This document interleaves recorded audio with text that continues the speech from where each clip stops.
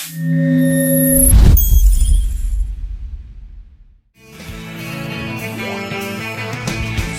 one told you life was gonna be this way. Your job's a joke, you broke, your love life's the old way. It's like you're always stuck in second gear when it hasn't been your day, a week, a month, even your year. But I'll be there for you when the race starts to pour. I'll be there for you. So therefore,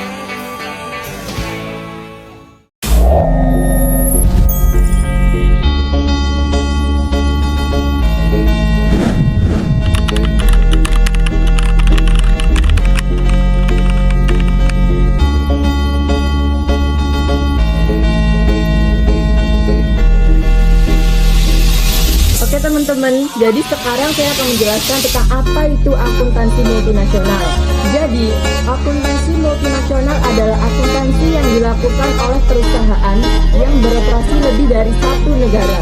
Karena perusahaan multinasional memiliki cabang aktivitas bisnis di berbagai negara, mereka harus menyusun dan juga melaporkan keuangan yang bisa ditangani secara konsisten, baik itu oleh kantor pusat maupun pihak luar. Lalu, apa itu entitas asing? Jadi, entitas asing adalah bagian dari perusahaan, bisa berupa anak perusahaan, cabang, atau unit bisnis yang beroperasi di negara lain. Karena mereka berada di luar negeri, biasanya aktivitas sehari-harinya memakai mata uang lokal negara tersebut.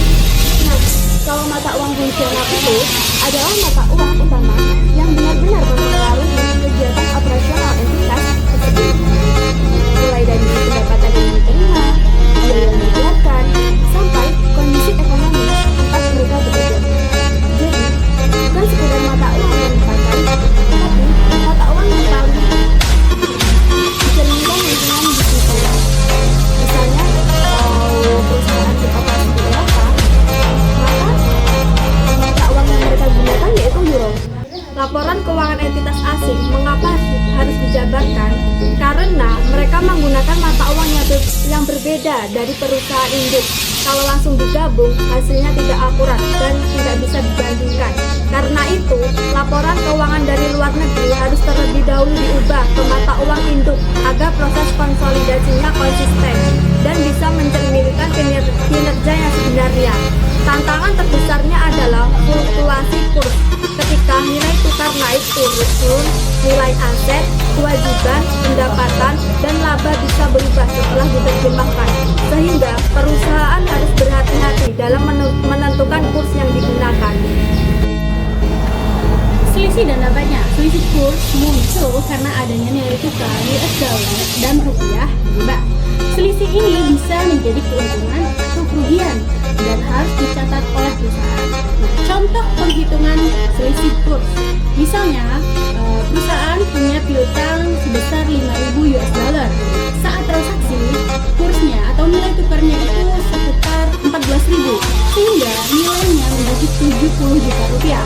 Pada akhir periode, kurs atau nilai tukar naik menjadi 15.000, sehingga nilainya berubah menjadi 75 juta.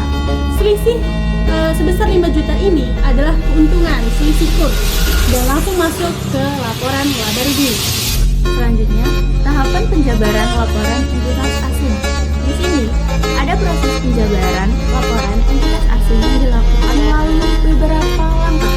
Yang pertama, perusahaan harus menentukan dulu mata uang fungsional, yaitu mata uang yang paling menggambarkan kegiatan operasional entitas tersebut. Langkah yang kedua, yaitu pilih metode penjabaran yang sesuai.